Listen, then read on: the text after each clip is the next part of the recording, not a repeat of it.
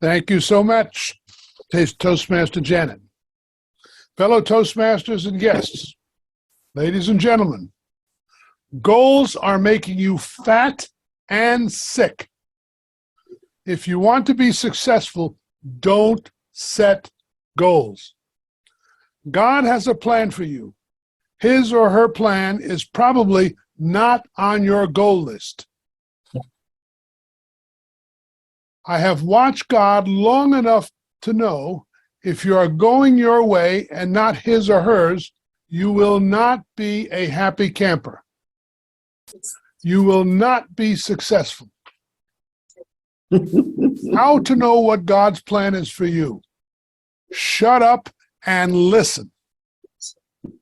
Go straight to the source, God.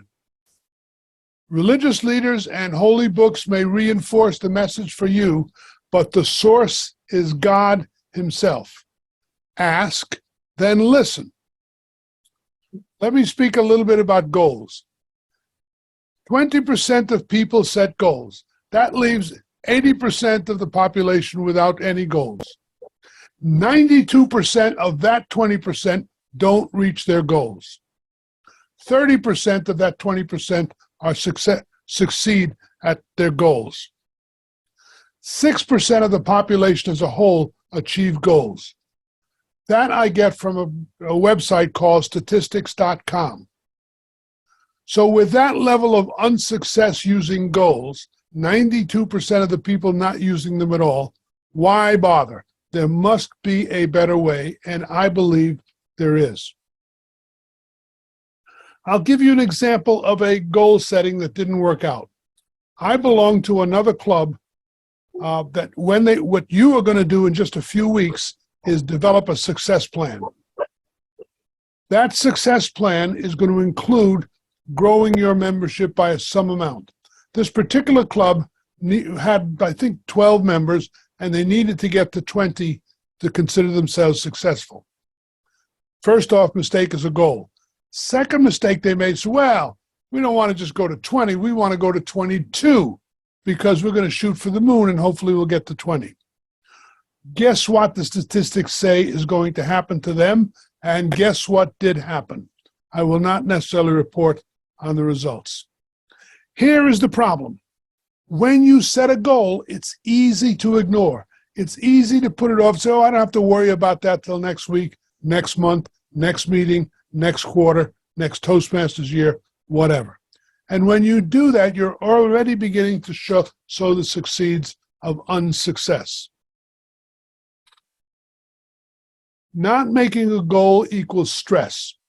When you know you have a goal and you know you're not hitting it, you look at it every now and again and you're not hitting it, that creates stress in your body. Stress generates a hormone called cortisol, which is a stress hormone. The stress hormone does a lot of bad things to your body. Primarily, initially, it causes a reduction, an increase in a hormone called ghrelin. Ghrelin is a hormone that makes you hungry. Guess what happens when you're hungry? You want food. And you don't just want food, you want comfort food. Comfort food means high calorie, high sugar, high processed foods in your diet. Not good for your body. It reduces the level of another hormone called leptin, which makes you feel full. So you got a lot of stuff working in your body against you. Hormones, the hormones I talked about will cause obesity, hypertension, diabetes, stunted growth in children, illness, and early death.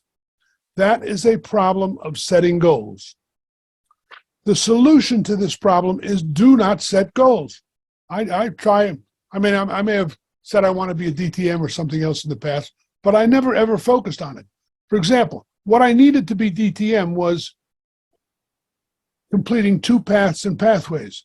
Well, I wasn't worried about the DTM side of it. I was more worried about the pathways thing. So I set about completing all of pathways before I even worried about DTM. And I didn't even really worry about it until my mentors, I should say, Sophia Harper-Waite, Lisa Yard, and Janet Seeley, got after me to consider it. The secret to this is not to set a goal, but to do the work.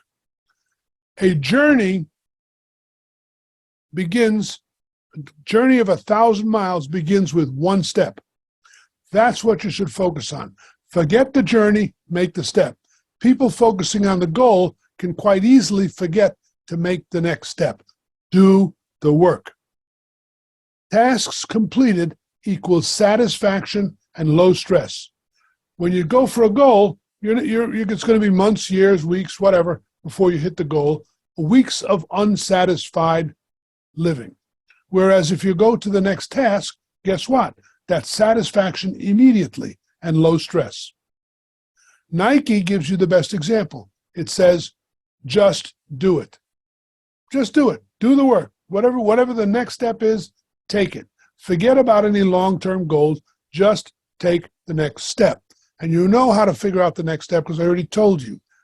Sit quietly and ask the question of your God. Doing the work means a life of accomplishment.